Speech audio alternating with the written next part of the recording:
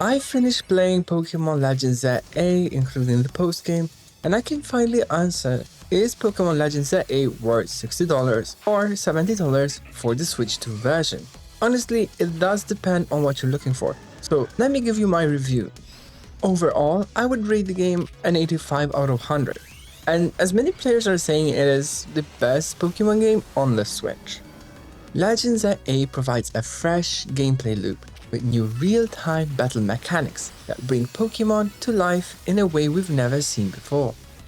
In the wild zones, you can even hit multiple Pokemon at once with a single strike, and at night, you play through the battle zone to gather points for promotion matches in the ZA Royale.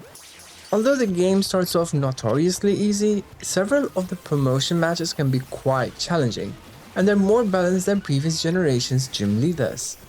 Even more fun and challenging are the rogue mega battles, where the mega Pokemon unleash powerful attacks that even target you, the player.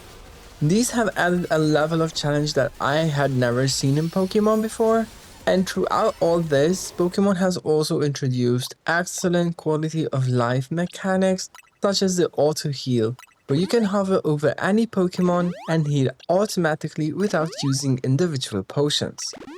All of this does show that Game Freak are moving in a great direction, and that gives me a lot of hope for the upcoming Pokemon titles, including Pokemon Wind and Wave. All that said, there is one significant disappointment, that the story is relatively short.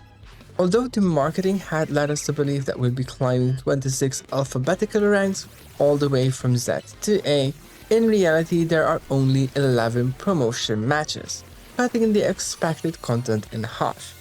In fact, I did finish the story in just about 32 hours, with most of the side missions also completed.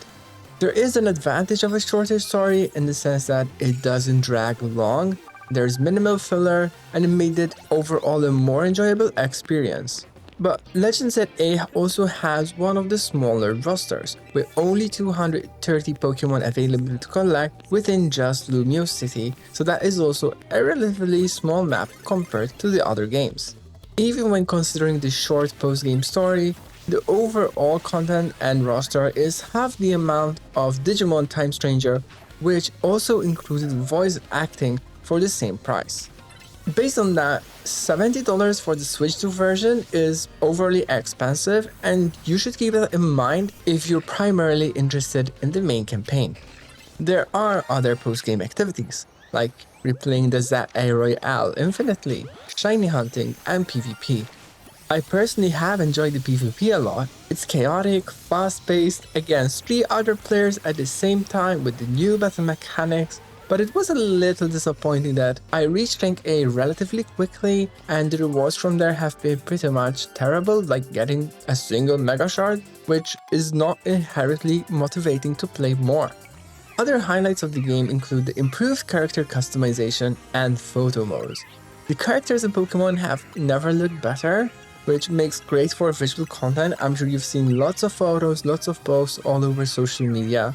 Yes, there are some textures like the buildings, the windows that are not the most appealing, but the Pokemon, their moves, our characters, they're exactly what we've been hoping for. Overall, I do believe that Pokemon fans shouldn't miss out on Pokemon ZA. It is one of the best games in the series. That said, I do question the price point that you should get it. It is subjective, so I think if you can grab a cheaper physical version, it might better match the amount of the content that the game provides. Personally, I am a bit unsure about the $30 DLC that awaits us, but I am definitely happy that I got the main game.